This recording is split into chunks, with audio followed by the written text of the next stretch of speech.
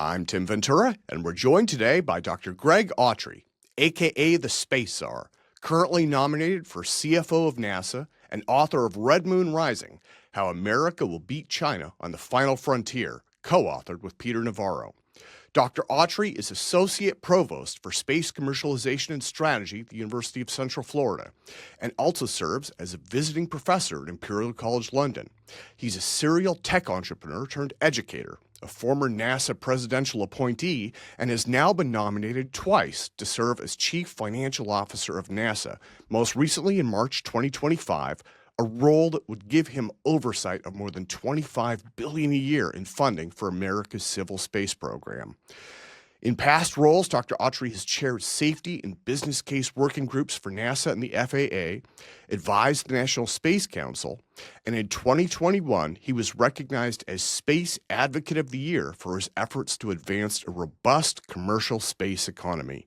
So, Greg, welcome. It is a true pleasure and honor to have you with me today, sir.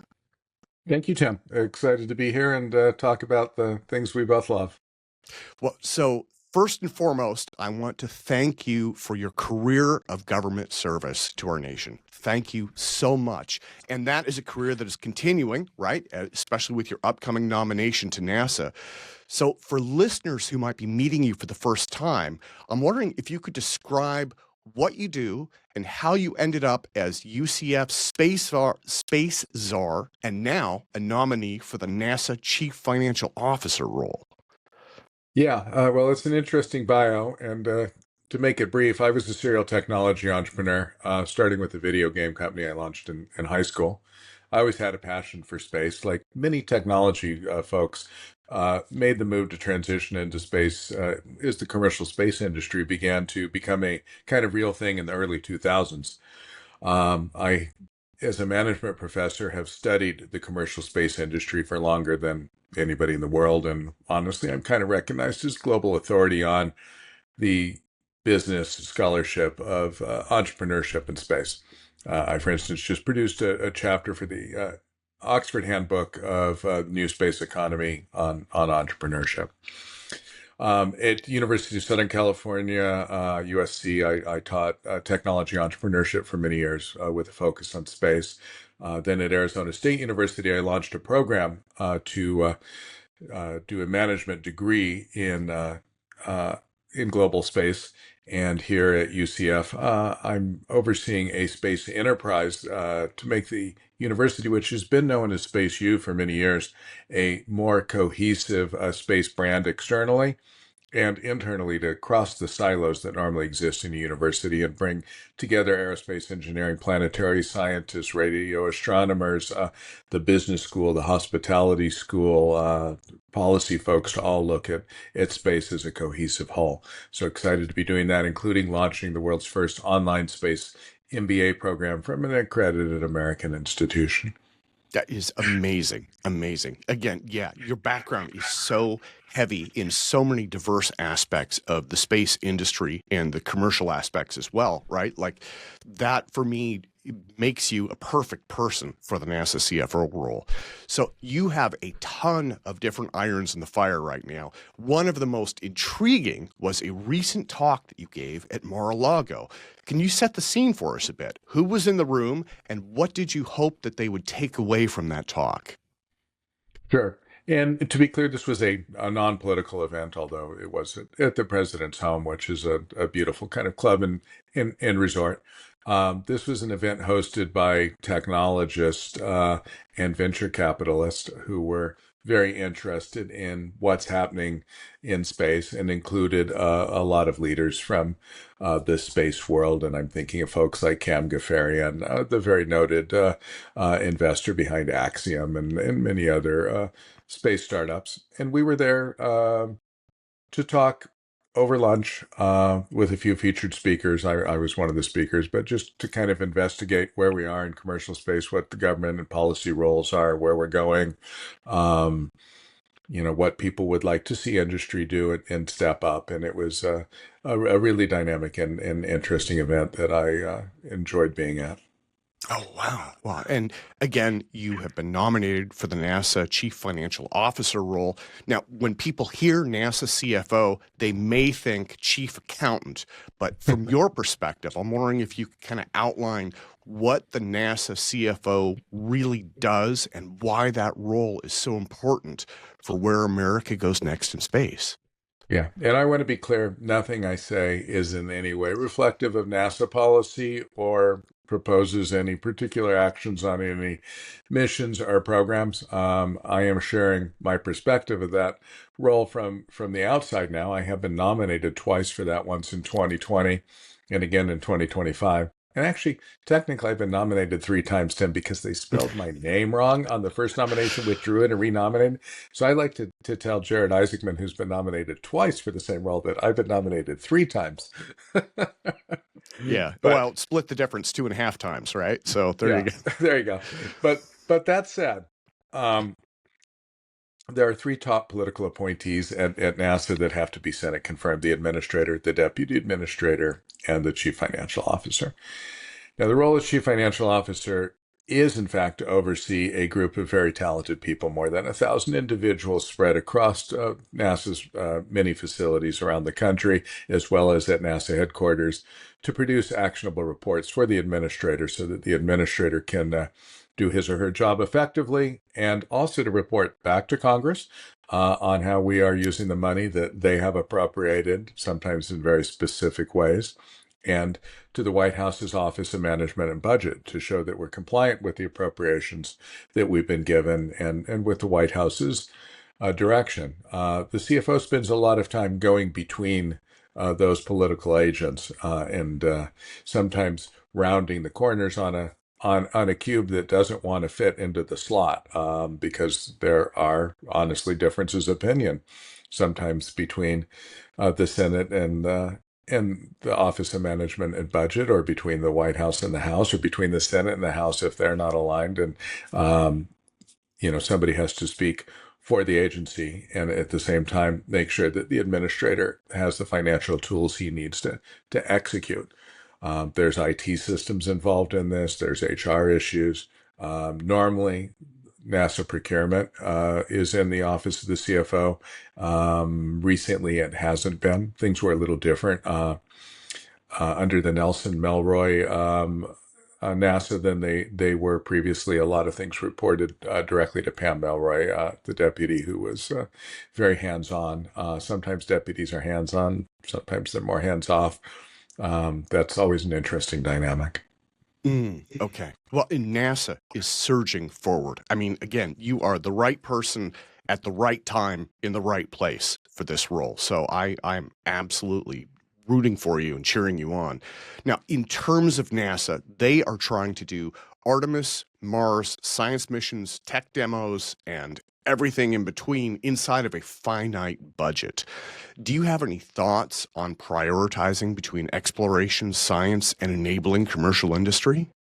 Well, I want to be careful. Again, I have no business speaking for NASA in any official capacity. I'm certainly Yeah. published on this Yeah. topic extensively, so I can't say that I didn't write things and say them. And in general, it's been my belief that these things actually work together, that the science and human exploration are not separate competing goals, but rather things that work well together. And in some cases, particularly, for instance, if you look at science done on the International Space Station, they're completely reliant on each other. Yeah. One of the reasons the ISS exists is to do that science, and the astronauts go up there so that they can conduct these experiments in microgravity manufacturing, for instance. I'm proud to serve on a committee at NASA for the In-Space Production Applications program, which tests manufacturing experiments in microgravity on ISS.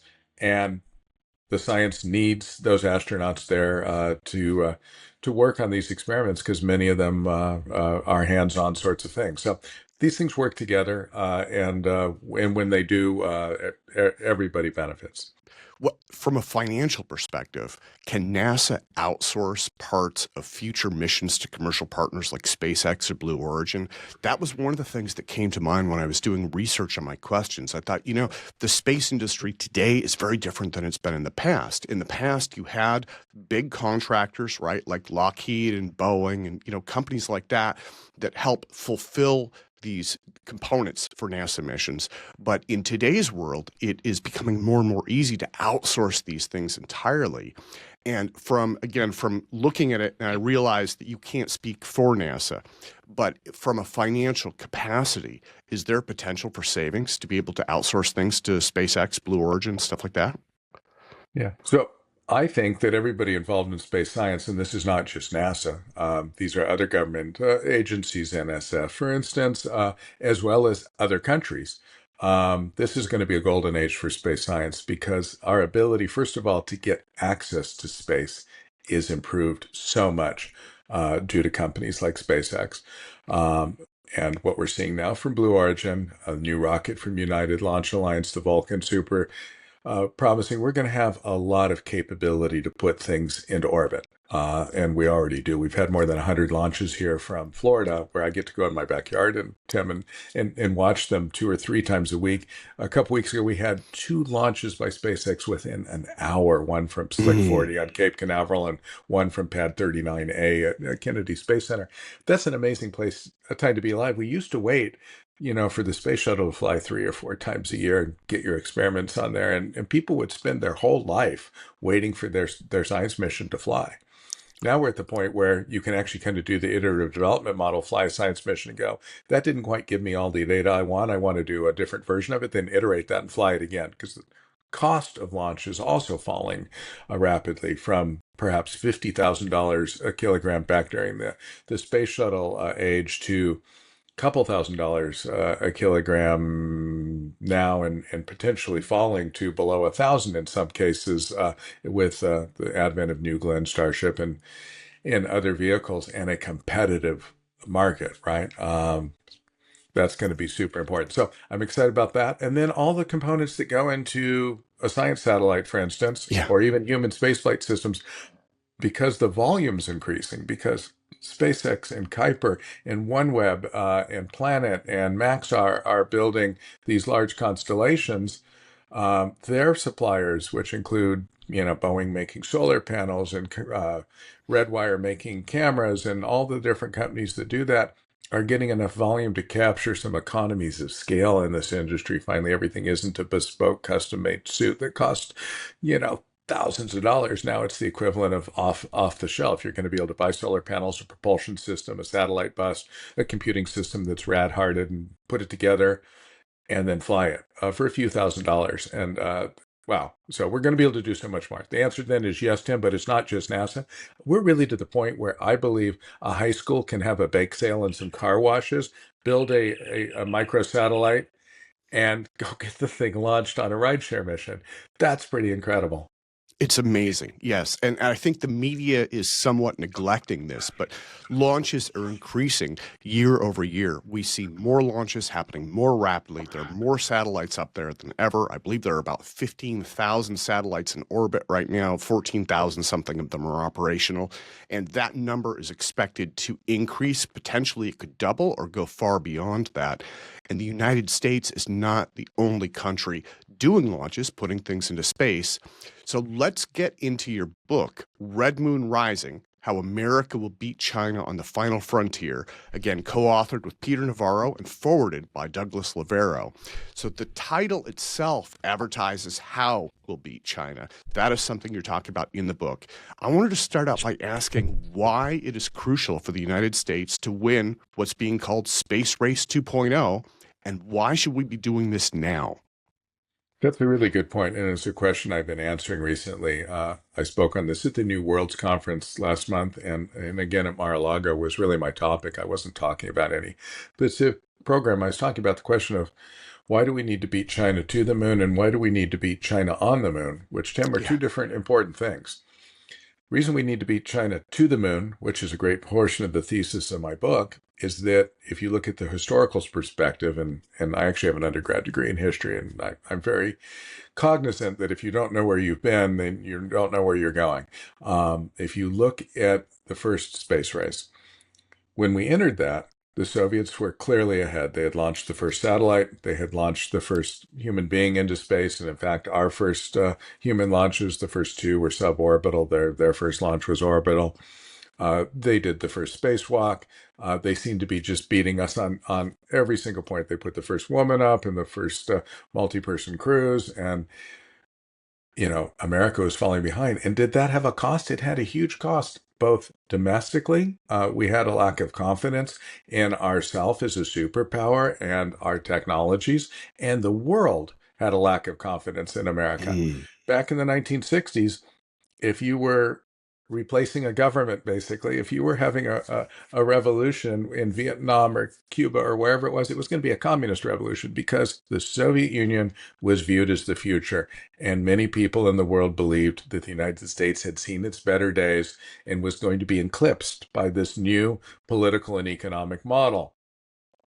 When we beat them to the moon, when Kennedy wisely laid down that challenge, and the Congress stepped up and funded it, and the American people and industry got behind it, and so many of our great aerospace companies that we have today, descended from companies that were rolled up from companies like Rockwell in North America, and that put that system together. When we did that, the Soviet Union began its decline from that moment in time in the early 1970s. They stepped back from that. People saw America as the country that could do anything. That Yeah. going to the moon thing was the most watched television event and most followed news story in human history. And everybody realized that the American model was the one that could deliver the goods. And internally, the Soviet Union was demoralized, and externally, people began to turn away from them. And by the 1980s, it was the American century, very clearly. And the Soviet Union, of course, fell apart in the early 90s, and it had a lot to do with that. The Apple TV series For All Mankind, if you Yeah. haven't seen that, conveys that story. So that's why it's important to do that. We laid down the race kind of. We said we're returning to the moon, and I was part of the 2016 transition team for President Trump that laid that agenda. And Mm. I'll be perfectly honest, in 2016, I assumed that if we said let's do this and the president signed up, that it would have happened by 2024, and it should have, right? And that's Yeah. something we have to deal with now. But now we're in an exciting race with the Chinese, where they have said 2030 on their end. They have a tendency to deliver what they say. And if they beat us, I think we're going to be in that situation. They are certainly going to run their excellent global propaganda machine and rub our noses in our failure. And whether people like it or not, they're going to say that the American system doesn't deliver the goods. And I know we're going to have folks, smart folks, who say, that's not necessary. We have nothing to prove because we already did this 50 years ago, 6 times, right? And I get that. My good friend Lori Garver, who served as deputy during the Obama administration, likes to point that out every time I bring up the space race. But in my opinion, the Chinese will conduct the narrative, and they're good at that, and nobody will listen to us saying that doesn't count because we said we were going to do it. We need to do it. Now, more Okay. importantly, going and planting that flag, Tim, doesn't matter. And putting boot prints on them actually doesn't matter. What matters is using the moon and its vast resources, which thankfully have no inhabitants on them, as the next age of exploration and colonization, and delivering value back to real human beings and our environment here on Earth. And when we make that happen, that's the more important thing. But we can't get to step B if we fail step A, and I'll tell you why. Because political engineering is real engineering. If we fail to beat the Chinese to the moon by 2028, and we have another election, we have a new president and a new Congress, and I don't know who they will be, but I don't think it even makes a difference whether they're Republican or Democrat. I don't know that they're going to want to fund the silver medal effort to go Mm. to the moon from their perspective. And again, we'll be explaining, no, our systems are so much better, and we're doing a sustained and permanent presence on the moon that will do. From their point of view, the Chinese beat us. do we want to keep spending billions of dollars to say we're number two? I think there's a real threat that the program would be terminated under those events. So we've got to make it a real effort. Now, if we're a few months off, like say Yuri Gagarin and Alan Shepard, then I think that our flight still goes and we're good. But if in 2028, where we are where we are now, where we don't seem quite ready to put boots on the moon, I am very concerned about what happens politically, and then we can't get the real benefit that we need. So that's my thesis in the book, and why we have to do this.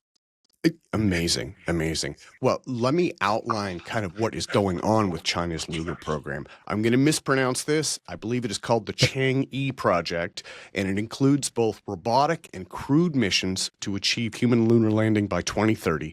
China has successfully mapped the moon, landed on both the near and far sides, and returned samples to Earth. They are also planning a lunar research base with astronauts, as you mentioned a few moments ago, in 2030. So right now, it looks like they're kind of trailing what we did with Apollo in the 70s. But in terms of maintaining leadership, we need to basically have boots on the moon before they have a lunar research base, right? Absolutely. And we have to be in a position where we look confident and capable to whoever the political leaders are in the next cycle. With the Chinese, I want to be clear too. They've tested their lander with both ascent and descent in a simulated lunar gravity system, and that looked like it worked well. They apparently have a spacesuit just about ready to go. It's always hard to tell with the Chinese because they're not really open, and what the information they do give you is often propaganda. But everybody seems to believe that their rocket will work, that their capsule is pretty straightforward, will work, their lander's pretty simple and will work. It's a nice, simple architecture where they launch two rockets, and the capsule and the lander will rendezvous, and the lander will land and come back to the capsule and return their astronauts. Everybody seems to think it's probably going to happen, and the Chinese have delivered on time. So those missions you mentioned to the lunar surface, including lunar sample return and putting satellites into strategic places for communication relay from the dark side of the moon, all worked, and they were all on time. And that's something that we've got to be honest, we've not been able to do the on-time part of that. Now in China, if you don't deliver what the party told you were going to deliver, bad things happen to you, right? And you disappear. So they've got a kind of stronger stick than the carrot that we offer to our companies and organizations on our side. That said, what we're doing is so much more sophisticated and complex, and we are ahead of them in many ways. Our space launch system has already sent the Orion capsule to the moon, and it's ready to send people around the moon in the spring, perhaps as early as February. That's exciting. Chinese are nowhere near ready to do that. We've got to get our lander and our spacesuit under our belts and get going. Now, just to clarify from the audience, and hopefully I have this correct, but the 1967 Outer Space Treaty prevents China or anyone else from claiming the moon. Both China and the U.S. are signatories on that. And apparently they can't even claim territory on the moon. But again, as you mentioned earlier, if they do establish this first lunar base, that is a massive symbolic and historic victory, right? So there is definitely symbolic framing that goes into this. And this is about basically highlighting our pioneer spirit, pushing forward, as America has done for 250 years now. Absolutely. And we've got to clarify a couple things there. The Outer Space Treaty does prevent claims of sovereignty, national sovereignty on the moon and celestial bodies. But let's be honest about who we're dealing with. China's completely in violation of international law with their claims in the South China Sea. They claim parts of India. They obviously claim the entire nation of Tibet, which I believe the U.S. Congress still recognizes occupied territory. They seized parts of Mongolia, Manchuria, and what nation formerly known as East Turkestan, which they call Xinjiang province. They are the experts at making illegal territorial claims. They've recently been making noises that perhaps Okinawa really doesn't belong to Japan, and they should take that. Very concerning. Why would they behave any differently on the moon than they have in the South China Sea is hard to believe. And then, frankly, if you look at their history of treaties, for instance, the WTO agreements they made with the United States to improve their trade practices. They just ignored everything they signed on to.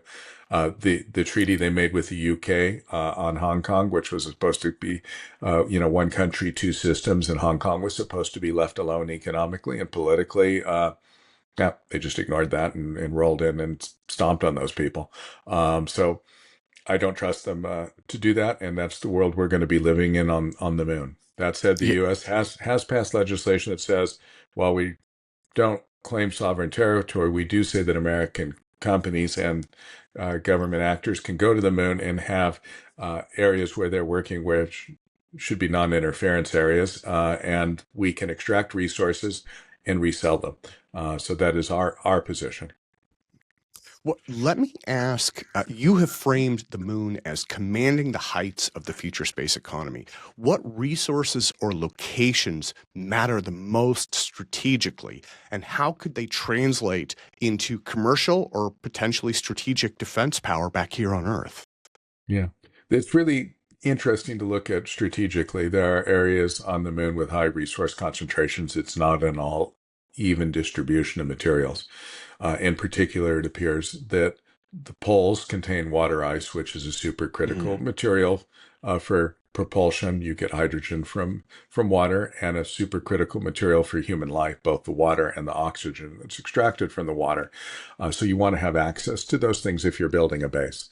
There's also metallic elements that appear to be concentrated in specific areas. When metallic asteroids struck the moon, for instance, sometimes those cores are probably still embedded at the center of those craters, or if the asteroid itself dispersed material into the regolith and the concentrations of those materials are higher. You've got the helium-3 potential material that's blown from the solar wind into the moon's surface. Companies like Interloon are very interested in that for potential fusion energy solutions, which we're not sure whether that's really a market or not, but more specifically for markets we do know exist, which includes radiation detection and cooling systems for quantum computing.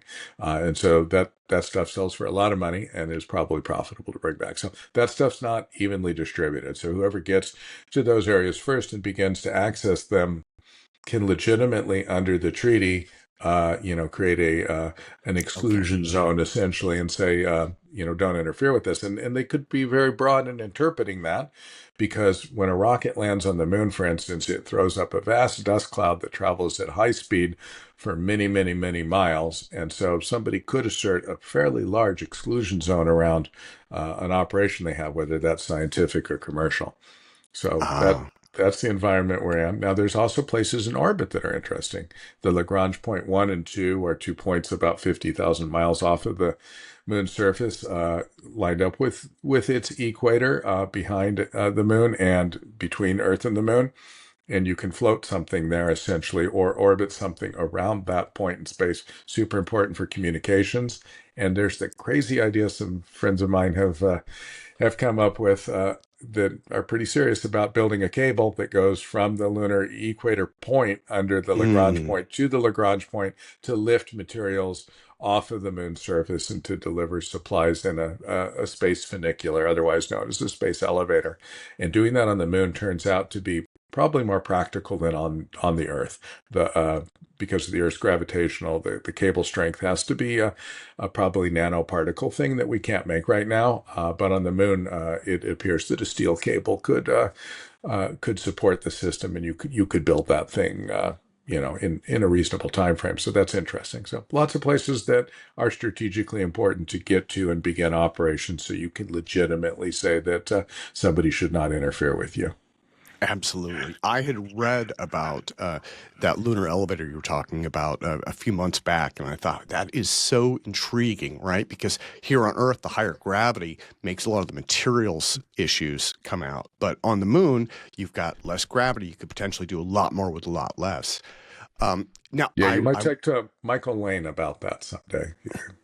So, analysts like George Friedman, back during the Nixon administration, were calling the moon the ultimate high ground, which offers profound strategic advantages and is also an incredible staging area for missions throughout the solar system. I think that's something that in this Space Race 2.0, it kind of goes without saying, but I think that a lot of people kind of miss that. It's once you're able to put boots on the ground on the moon, you're able to set up staging areas for missions to asteroids to Mars throughout the solar system.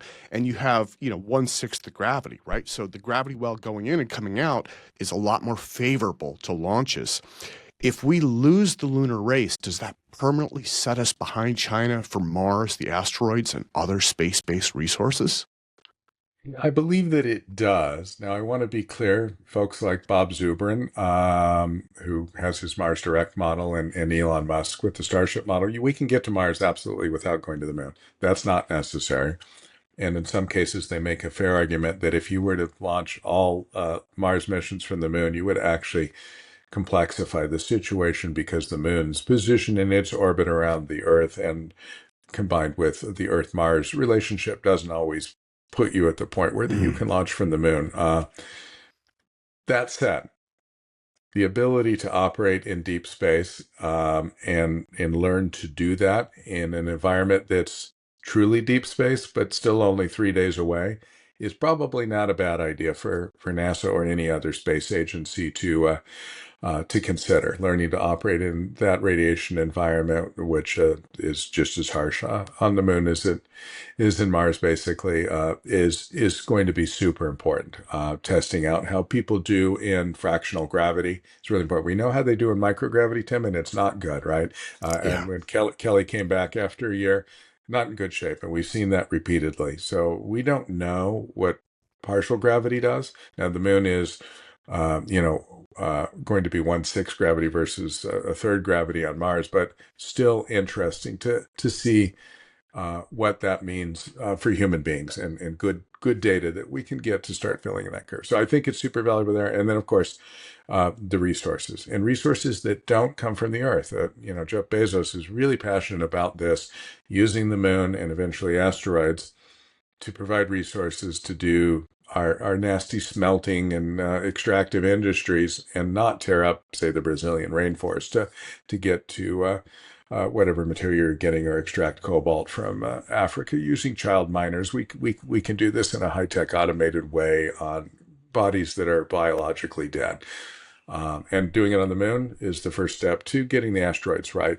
Some people would disagree and they want to go straight to the asteroids, but the moon is conveniently 3 days away. There are asteroid cores on the moon, and a lot of what we could do there could probably give us a really good experience for going to the asteroids, which in general are either farther away or moving relative to Earth at inconvenient speeds.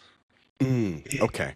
Well, America's civilian and military manufacturing supply chains have been incredibly dependent on China for basic components. In fact, I had seen a graph even of I think it was like an F-15 or F-16, maybe F-22, one of our fighter aircraft, and they showed the component manufacturing. This is a few years ago now, but so much of that originated in China, right? And at the time, the concern that I saw expressed was, look, if hostilities do break out with China, we are going to be in deep trouble because so much of what we have depends on them for basic components.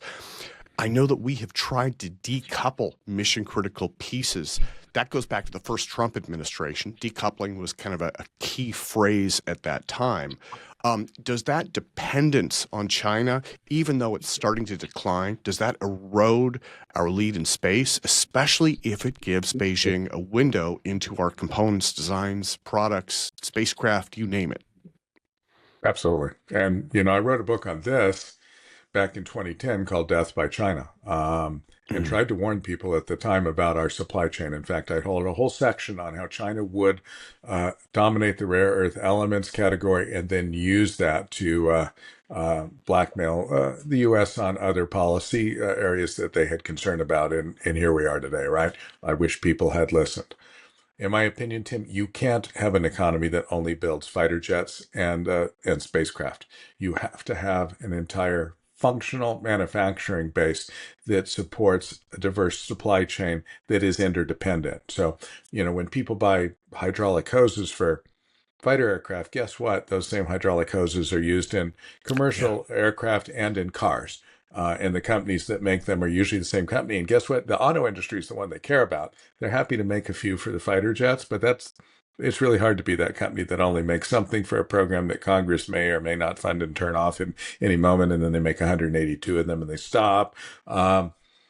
You need a functional manufacturing economy across the breadth, and then you need people who are in trade schools learning to operate the machinery in those factories, and people in universities learning to do production engineering and set up and maintain and make those factories more efficient. And we don't do any of that well right now because we made a collectively stupid decision back in the 90s and early 2000s to outsource our manufacturing to China. So frankly, we could send our pollution and our labor abuse to another country and pretend we didn't see it so that Tim Cook could sell me iPhones for cheaper and tell me that America was benefiting because we get cheap consumer goods. Isn't that wonderful? Sorry, I'm passionate about this topic, but I think that a group of people took us for a ride so they could make money, and they did not care about the long-term outcomes for the United States, which were frankly obvious. And if they didn't see them, I wrote about them, and we made a movie called Death by China 2, which just explains all this. Okay, well, and I will put notes in. And I should remind people that we are talking about a competition between systems. We're talking about political issues. We are not talking about the people of China, who are absolutely amazing, creative, and have a remarkable culture. So this is definitely not bashing China. This is a competition of systems, and we are hoping that our system, the Western system, will prevail economically and politically over time, as it has now for hundreds of years. So I should ask. And if I might hit that point a little go bit. for it. No, go for it. One thing there's this propaganda piece that the Chinese Communist Party likes to use where they claim credit for uplifting millions of people out of poverty, right? I'm sure you've heard this. The reality is that the hardworking Chinese ethnic people in Singapore and Taiwan and Hong Kong lifted themselves out of poverty decades before mainland China, because the communist system kept its boot on those people who otherwise would have been great capitalists, right? As soon as Deng Xiaoping allowed them to do a little bit of capitalism, China benefited, and millions of people, in fact, were able to rise up. But it was on their own hard work and initiative, and it had nothing to credit their political system, which is horrible.